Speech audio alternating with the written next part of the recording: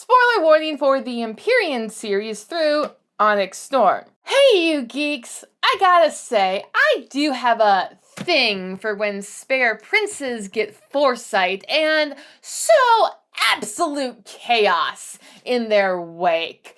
And I think that's what Aaric Graycastle, or Kamtari, was doing in Onyx Storm, and why he was too gosh darn busy to become Xaden's new Venom brother.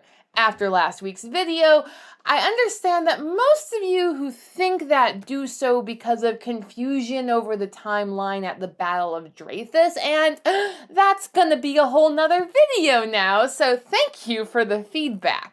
In the meantime, let's break down what I think Aaric and Xaden's deal actually was, and how it leads to Aaric becoming king of Navarre. The same thing we do every night, Pinky. Try to take over the world. Over the course of Onyx Storm, I propose that Aaric had a series of insights and foresights regarding the fate of his squad and his kingdom, beginning with that Halden would be a terrible addition to the quest squad, and following that, a terrible king. Next, Aaric receives the vision and insight that Xaden is going to turn Venom sooner or later, and they broker a deal in how to best navigate that terrible situation. Finally, I believe that Aaric gets the vision that Violet must become Duchess of Tyrrendor in order to save the day. All of these begin and end with his signet, of course, that we know frustratingly little about. Aaric's signet. It bothers me more than I can say that Aaric's signet is used to save the day, and yet we know very little about his limitations. This, I believe, is why the fandom is going crazy with Aaric knows everything, Aaric sees everything, Aaric is everything, because Yarros has yet to tell us what he cannot do. I think she will, otherwise I would have bailed. You could gaze into the future. For now, all we have is what we know about signets in general, that they come from the relationship between the bonded rider and their dragon, and that the rider must be channeling power from their dragon to use them. Sometimes they manifest spontaneously, like randomly freezing people, bending metal, or lighting a forest on fire while having a fun. But it seems that Aaric's random manifestations he's used to help his squad avoid trouble. Aaric tilts his head, then pauses just before the door, bringing the squad to an awkward stop. "What do you..." Link starts. Aaric throws his arm across Link's chest and drags him back, bumping into Sawyer just before the door bursts open and the Duke of Caldeer flies through. Now, I do wonder if this scene is as random as it first appears, but it is still the only example I can find in the book of Aaric using his signet to foresee the future and acting in accord with it, all within Violet's presence in a relatively short time. I wonder how random this is because it is very late in the book, so usually by this time writers have gained some sort of control over their signet, no matter how strange it is, and Aaric is foreseeing the outcome of a meeting between Xaden and the Cenarium, during which I believe Xaden is acting on his deal with Aaric that we shall talk about next. By the end of Onyx Storm, it is clear that Aaric has the ability to pinpoint his foresight powers and use them to help save the day, as Violet surmises. The reinforcements telling me to guard Dune's temple, yanking Lynx out of the way before the doors even opened to the Great Hall. He knew. If Aaric wields true precognition, he saw this and gave me a weapon made of the fractured temple. A temple theophany can't step inside. Still, we don't know how certain Aaric's visions are. Violet seems to take them like Melgren's to be a foregone conclusion if seen. But the first instance I believe we have of Aaric acting on one of his visions, he seems to be preventing the outcome he saw. This is back when Aaric actually joined the quest squad. Now, I have been told that there is a word of Yarros saying that this is about the time Aaric started having visions of the future, but I have yet to find it myself. If you have, please drop it in the comment section down below. Thank you. Now, for what Aaric says when he joined the quest squad, it sounds like he's acting on foreknowledge. Aaric shakes his head. But I need to.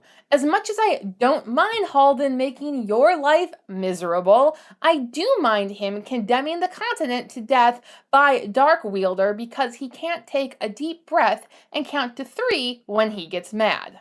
Thus, it sounds like Aaric foresaw Halden not taking a deep breath and thereby dooming the continent. So Aaric is going in his place to prevent his vision from happening, which, if he can prevent his visions from coming true, raises the question, if he saw Xaden going venom, and from the note strike in the dark, it sounds like he did, Aaric did not act to prevent that from happening. If his visions are not set in stone, then I must presume that Xaden going venom was the least bad option available that Aaric could foresee. How many did we win?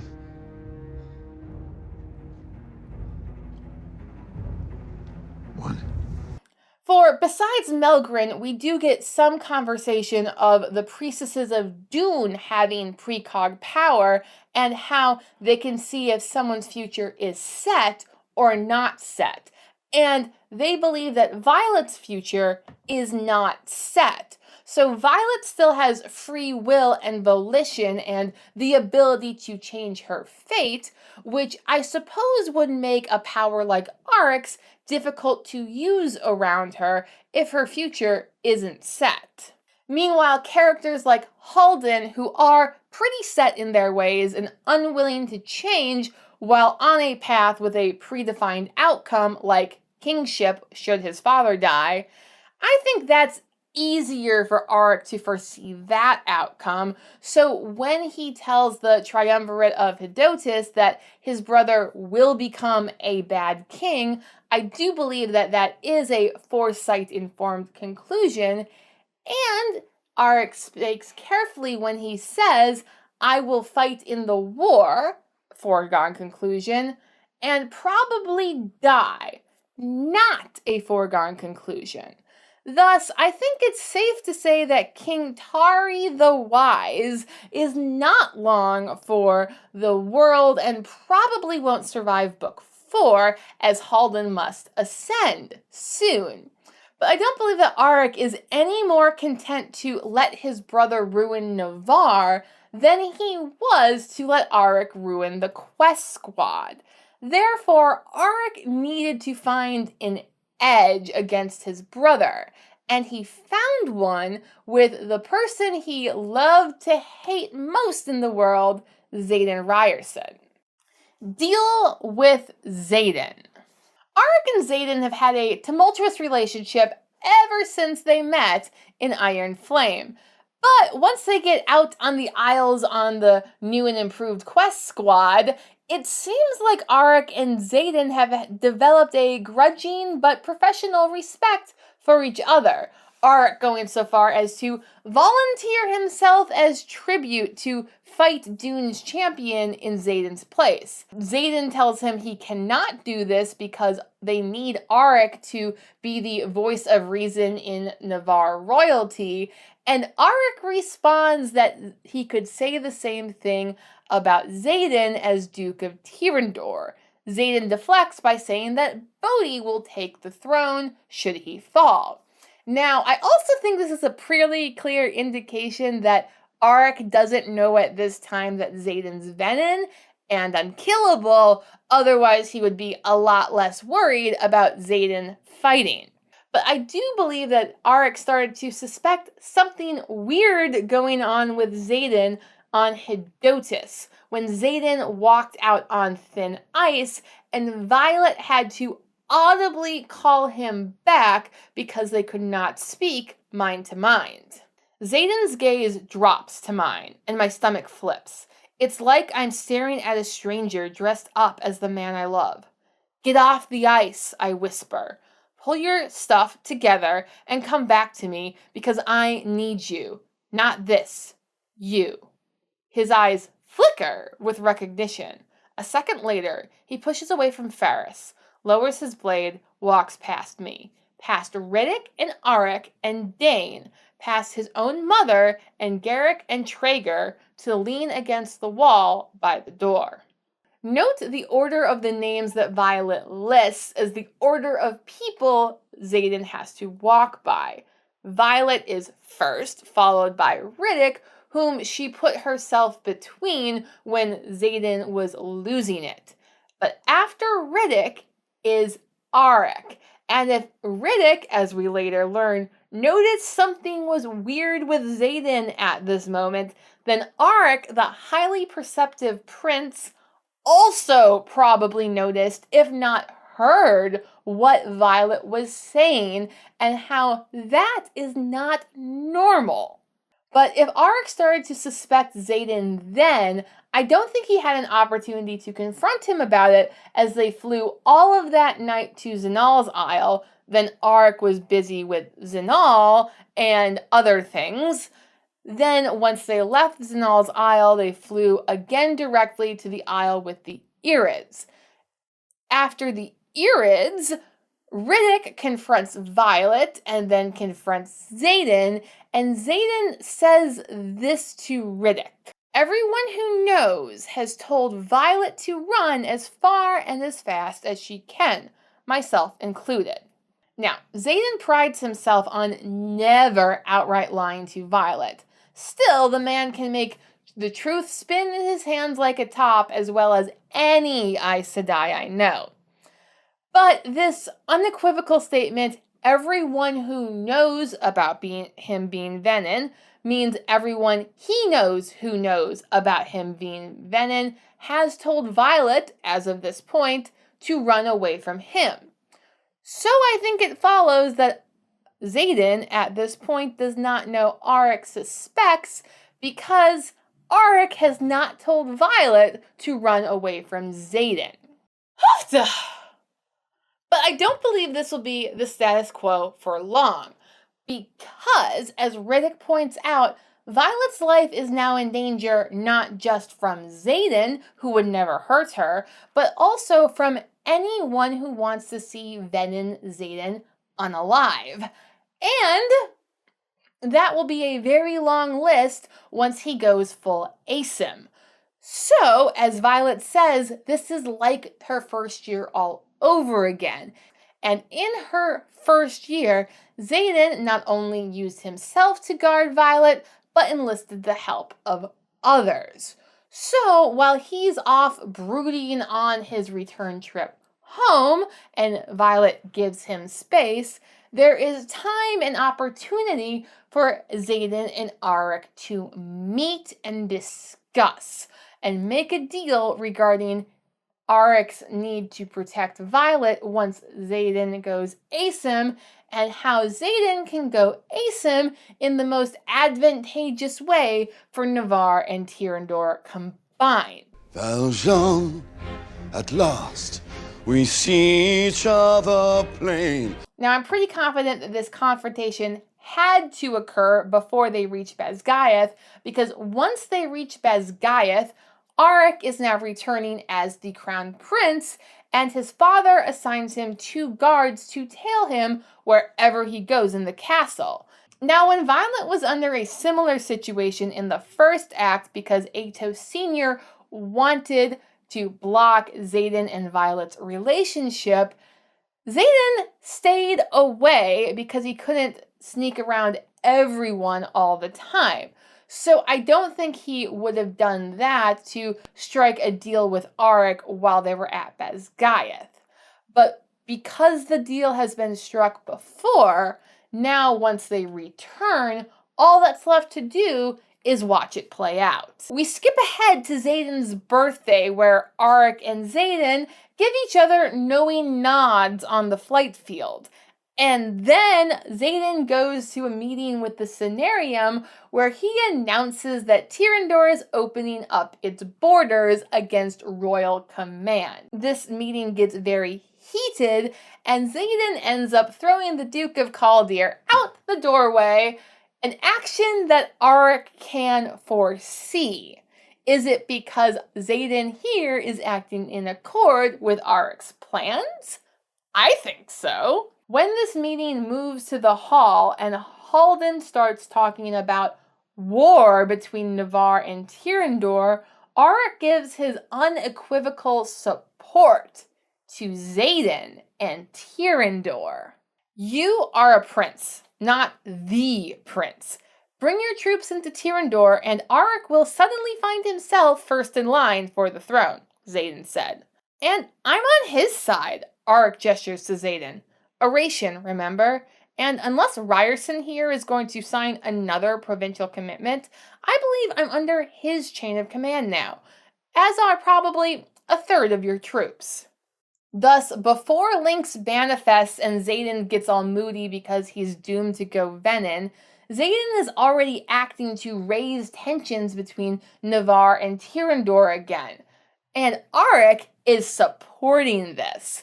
Once Xaden does resign his commission as a professor, much to Violet's chagrin, Xaden goes off to do dukely things and prepare his country for war. Now, from Violet's perspective, Xaden's actions here are extremely reckless, not only for himself and going beyond the wards where he could lose himself to venomness, but there was no reasonable expectations that the Irids will come and fire the Eurasian wardstone.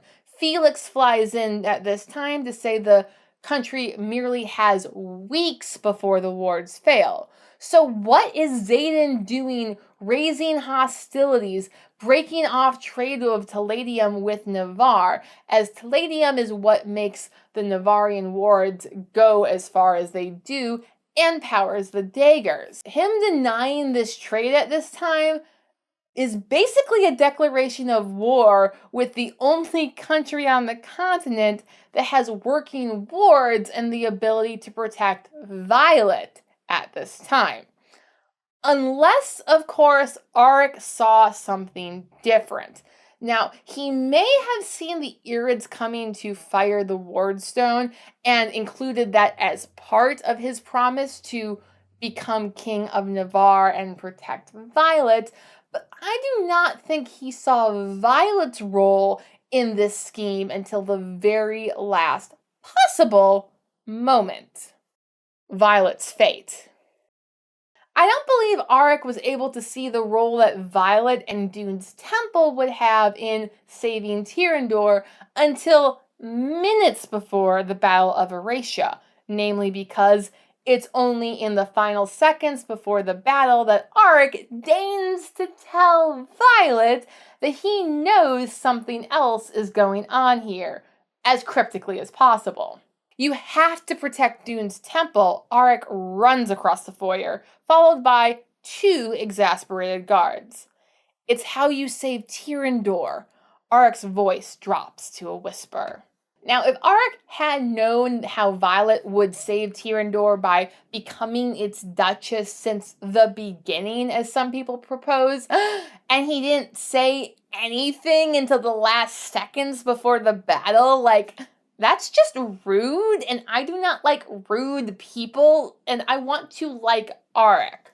Not to mention, if Xaden knew and yet was preparing Bodhi as Duke just as a smokescreen for Violet, then that is also rude, and I don't want to dislike Xaden.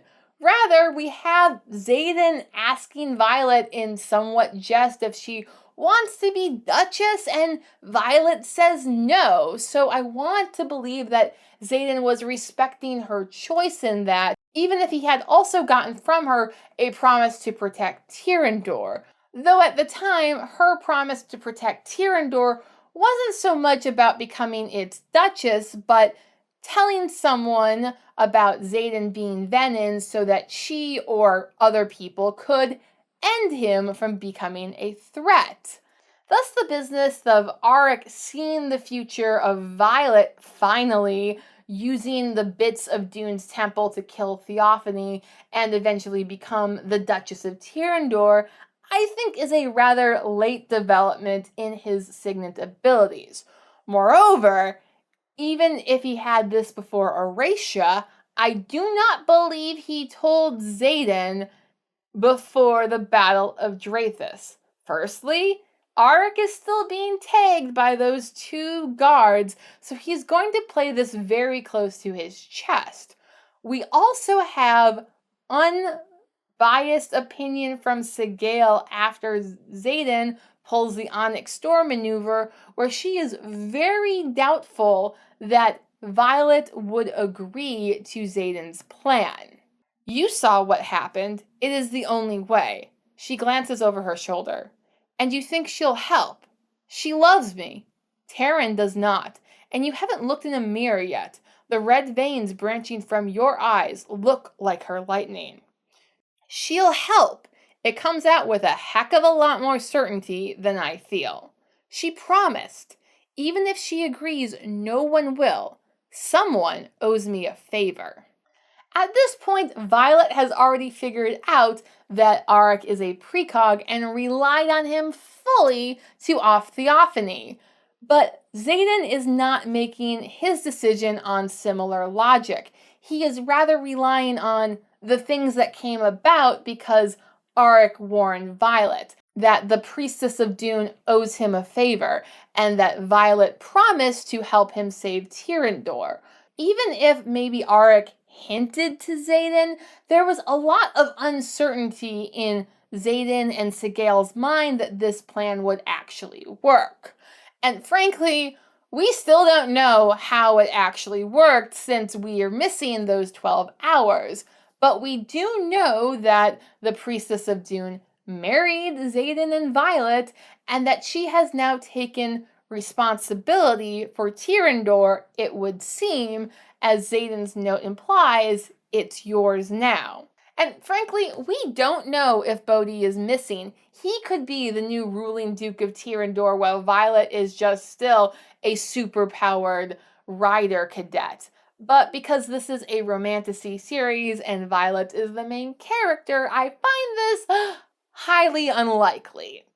I do find it more likely that Aaric has positioned himself to become King of Navarre following a civil war between Navarre and Tyrrendor over Teladium. So he's just been too busy to become Xaden's new Venin brother. But I've got my country's 500th anniversary to plan, my wedding to arrange, my wife to murder, and Gilda to frame for it. I'm swamped.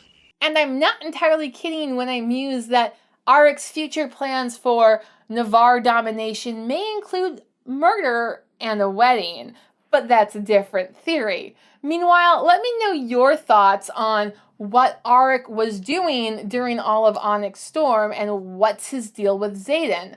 Please like, share, and subscribe if you want to see more. Thanks for watching. Bye!